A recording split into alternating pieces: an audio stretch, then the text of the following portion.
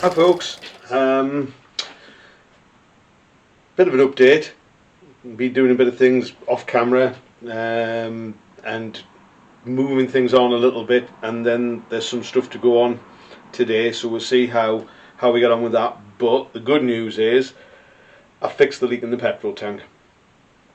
Sought a bit of advice, got a few options, basically went through them all and figured out which one was probably the one I was going to end up with in the end when the others hadn't worked. So I didn't film it, but I took some pictures, so you'll see that shortly. But essentially I drilled out the boss that was inside the tank. I bored it out and then made a new one that fitted from the underside and floated that in solder, and then I've stuck a washer on the other side so that the tank will be nice and level. So it's now fuel tight, which is great, but because I'm just not confident with it, we're going to stick a liner in as well. So that's going to go in tomorrow.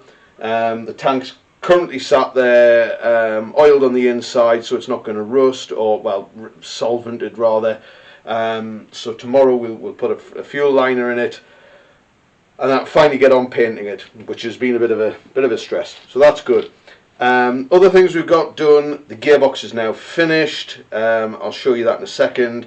I've painted some small bits and pieces, screws, nuts and bolts and things. I've painted the rear brake carrier, and virtually all of the frame is painted. So we're not far off putting that together.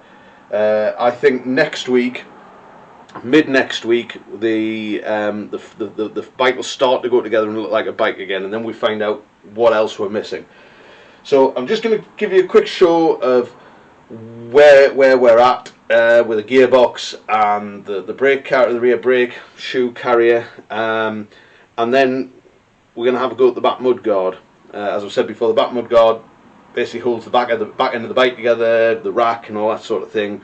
So that's going to be the next thing you see, having had a little bit of an update. Thanks for watching.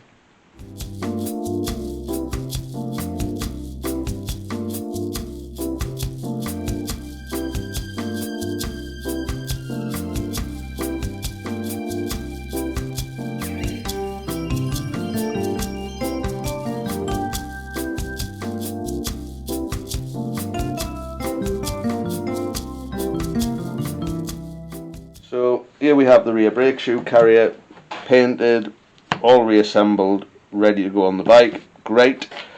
Here we have a repaired petrol tank having the washer attached to it, and here's a gearbox all built, greased up, ready to go. Clutch components in there, ready to go, waiting for the plate wheel to come back from having clutch lining bonded onto it. So yeah, this is all looking good. Next stop, mudguards. Mudguards then. So here we have the template. Very, very thin, very, very light. Definitely needs replacing. Now, just to talk you through what I'm going to do. And again, I'm no expert at this. This is just my way of doing this. It might be right, it might be wrong, but it's the way I do it.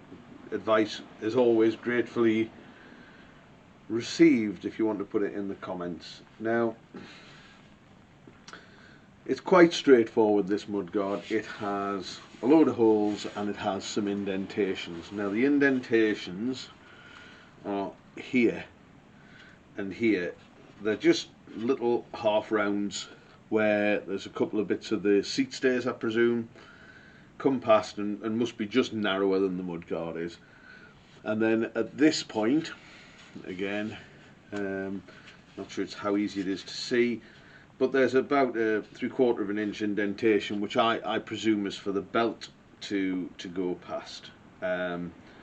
Again, that shouldn't be too hard, but to try and make these neat and in the right place, I'm going to do it by forming them.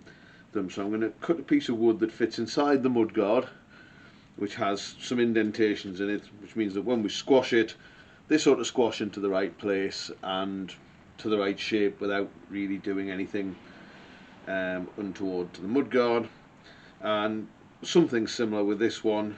You know, that's probably something I'll squash in with the vise, with again a piece of wood inside, just sort of cut so we can squash it a bit, for want of a better description. Then the rest of it is just holes that are drilled that we'll have to work out. The first thing to do really is to get the length right. So what I've done is taken the mudguard, put it over the bench. I have then gone from the end that we're bothered about and measured it round the top, and it measures 53 inches. Funny that, an imperial measurement. So what I've then done is taken this mudguard, the new one, which has got a nice end on it. So that's the end we're going to see, and done exactly the same. Put it on, measured it round 53 inches, and I've marked it. So I don't know if you can see that, but at that side there's a little white mark on there, and what I will do is I will cut that off. Now the next thing to do is the former. So what I've done is I've got a bit of wood, just an offcut, and you can see what I've done. I've done a bit of a trial run with this, but I have held it under the mudguard thusly, difficult to get the camera into, drawn round it with a pen, and then we're left with sort of some markings, and then I've started cutting it off. Now you can see that I haven't cut off the ends yet. I've cut the radius, and I'll cut the other radius off. I'll leave the ends on, because what I will then do is drill a hole for the indentation, and then I'll cut the ends off, because it's difficult to drill half a hole. So I'm going to try and do it that way.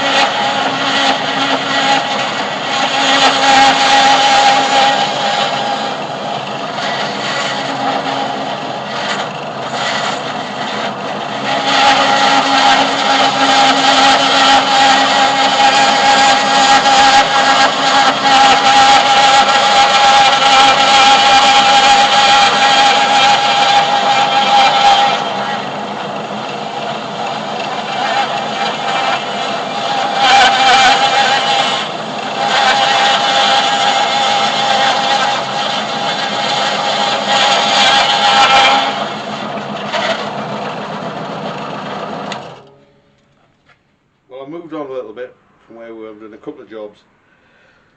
I've cut off the bottom part of the mudguard, cut it to length, shaped it a little bit, so looks alright. The other thing I've done is I marked the centre line. Now I've done this by making a tool. Some would say I am a tool, but there you go, that's the tool. It's essentially a square, but it'll sit on the side of the mudguard like that, and then you can mark the centre. So I did that by trial and error, and if you're a little bit out, it doesn't matter, because what you do is you run the pen round one way, and then you turn it round and you run it reference the other side. So that's why we get a couple of lines here.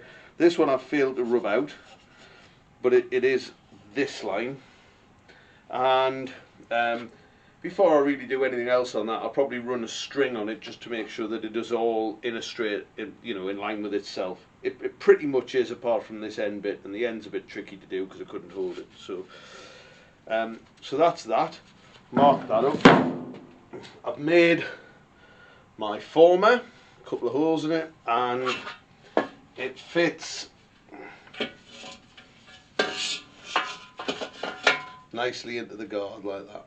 So I've also put a line on it between the centres, and I've marked where the centres go on the guard. So the next job is to somehow hold this in the vise and squeeze a couple of bits of bar to shape that, and I shall show you the results when I'm done. Right, so after a bit of squashing, it's hard to tell, the light's not brilliant, but you can just about see that it's squashed in, and it's squashed in the same as the other guard, so I'm happy with that.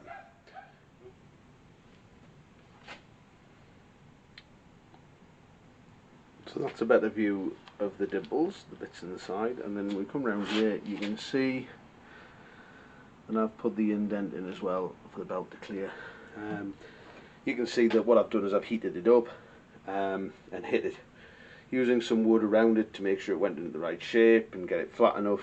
I might still flatten that off a little bit more, just with a little hammer when it cools down, but essentially that's now ready to have the holes drilled in it. The only hole that I'm not 100% about is going to be this one. Now I think this edge is the edge of the hole. It seems to be on the centre line. I can see the size of the holes, so I'm going to drill it anyway. Usually with mudguards you drill sort of, I don't know, a 5/16 hole, maybe a 3/8 hole, but it's only a quarter bolt goes through it. It gives a little bit of jiggle room, make it a reasonable fit. So there we go. And here's the finished mudguard. I've just put a bit of etch primer on it just to show really how many imperfections and scrapes there still is likely to be in it. There is a little bit, you can see some of the rolling marks through the primer, but it's just the undercoat primer. It's fine. There's not any huge divots in it other than the ones I've made. So the next stage with this is going to be to do a little bit of filling, a little bit of sanding. Then we need to get the undercoat sort of high build primer on it and top coat it. The last sort of 3 or 4 holes that need drilling in will get done when it gets fitted, because they need to be sort of set to how the frame gets put together. Thanks for watching.